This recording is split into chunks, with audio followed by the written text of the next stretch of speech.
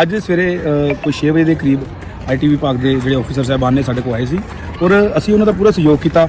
ਜਿਹੜੇ ਡਾਕੂਮੈਂਟ ਉਹਨਾਂ ਨੂੰ ਚਾਹੀਦੇ ਸੀ ਉਹ ਸਾਰੇ ਡਾਕੂਮੈਂਟ ਅਸੀਂ ਉਹਨਾਂ ਨੂੰ ਦਿੱਤੇ ਆ ਔਰ ਆਪਣੀ ਛਾਣਬੀਨ ਕਰ ਰਹੇ ਆ ਔਰ ਸਵੇਰ ਦਾ ਉਹਨਾਂ ਨੂੰ ਕੁਝ ਵੀ ਨਹੀਂ ਇਦਾਂ ਦਾ ਲੱਭਾ ਵੀ ਜਿਹੜਾ ਅਨਕਾਨੂੰਨੀ ਮਨਿਸਟਰੀ ਦੇ ਖਿਲਾਫ ਹੋਵੇ। ਕਿਉਂਕਿ परमेश्वर ने कहा मैं ऐसे चेहरे खड़े करूंगा इस देश से और विदेश से कि उनकी युक्तियों को परमेश्वर निराश कर देगा, हताश कर देगा और फिनिश कर देगा। ਆਮਦਨ ਤੇ ਕਰ ਵਿਭਾਗ ਵੱਲੋਂ ਅੱਜ ਪਿੰਡ ਖਾਂਬਰਾ ਦੀ ਚਰਚ ਸਣੇ ਪੰਜਾਬ ਦੇ ਵਿੱਚ 15 ਦੇ ਕਰੀਬ ਥਾਵਾਂ ਤੇ ਛਾਪੇ ਮਾਰੇ ਗਏ ਹਨ। इसलिए इसको किसी भी चीज का डर नहीं, किसी रेड का, किसी प्रॉब्लम का, किसी मुश्किल का। ये स्ट्रेस फ्री चर्च है, थी और रहेगी यीशु मसीह के सामर्थी नाम में।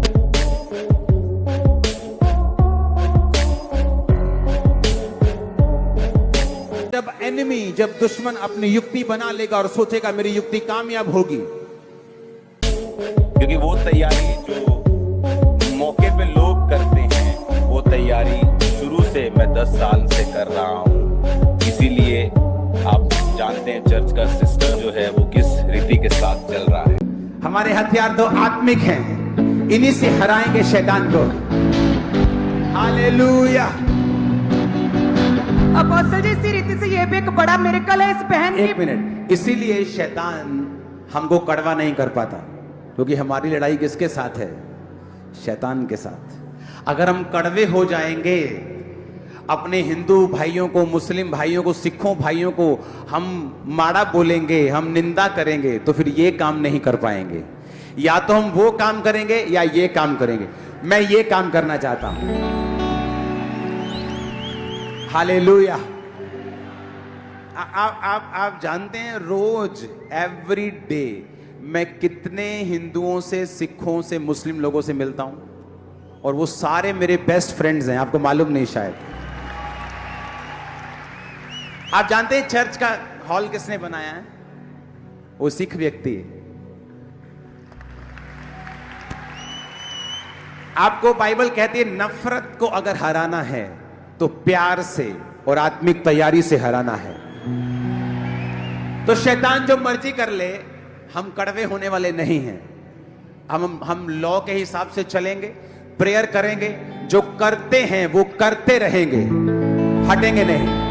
Hallelujah, hallelujah. अब अगर ये तो होना ही था। आज हमारा चैनल है, इस पे भी ये चीज़ें होनी है आगे जाके, क्योंकि हम प्रभु की बातों को आगे लेके आ रहे हैं, हम प्रचार करना चाह रहे हैं, हम परमेश्वर की सच्चाई को आगे रखते हैं।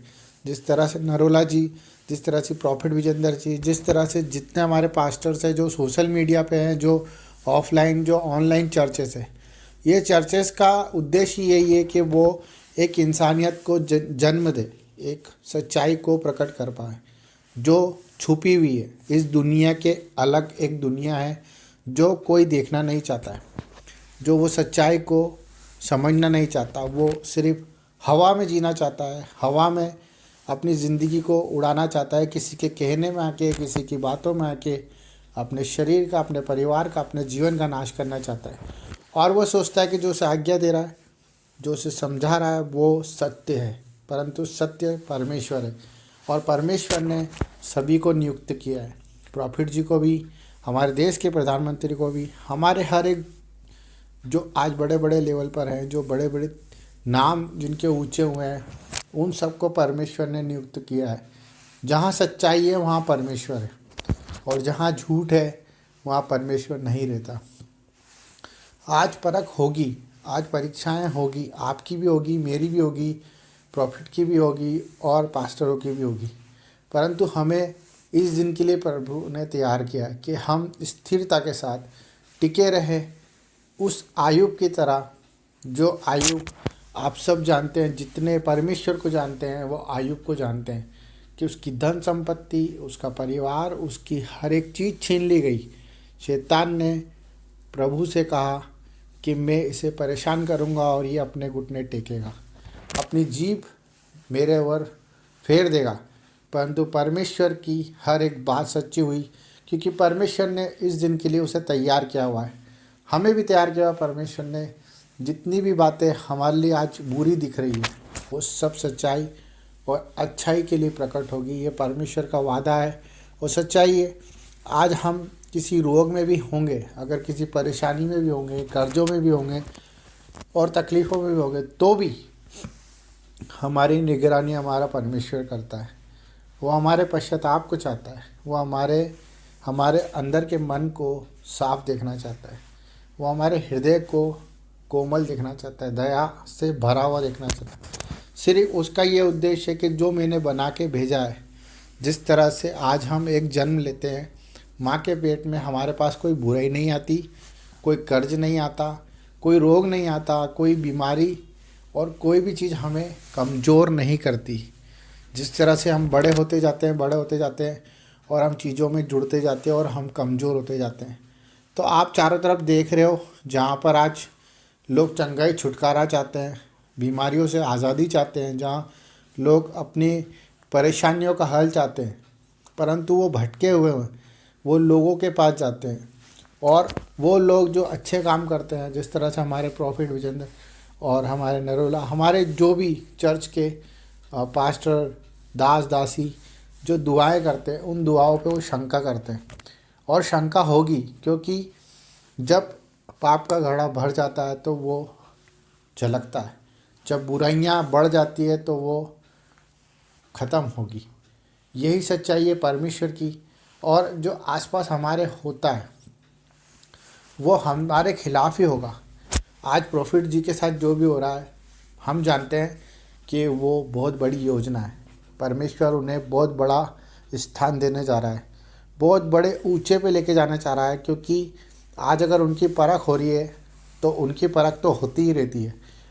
आज उनके पास जो ताकत है, मैं जानता हूँ, मैं देख के आया हूँ, कोई में इतनी ताकत नहीं जो परमेश्वर ने उनको दी है कि वो सरेआम प्रभु का प्रचार बेखौफ निडरता से और बेफिक्र होकर अपनी जान की ना परवाह करते हुए वो परमेश्वर की व्याख्या करते हैं, चंगाइयाँ देते हैं, छुटकारा देते हैं। और इस मुल्क में, इस मज़हब में, इस हिंदू राष्ट्र जो चीज़ें आज हो रही है, बातें बोली जाती है धर्म को लेके, हिंदुत्व क्या है? हिंदुत्व एक प्रेम है।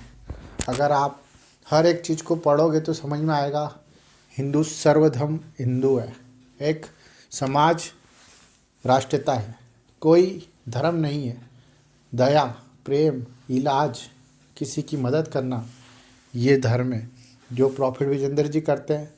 लगाने दो उनके ऊपर आरोप, लगाने दो उनके ऊपर एलिगेशन, पर उनके पास प्रभु की ताकत है और वो ताकत प्रकट होने वाली है। हम विश्वास करते हैं, दुआ करते हैं उनके लिए कि वो प्रबलता से हर एक सिचुएशन को परमेश्वर के हाथ में सौंप देंगे और प्रभु के कामों के लिए इसी तरह खड़े रहेंगे। आमीन।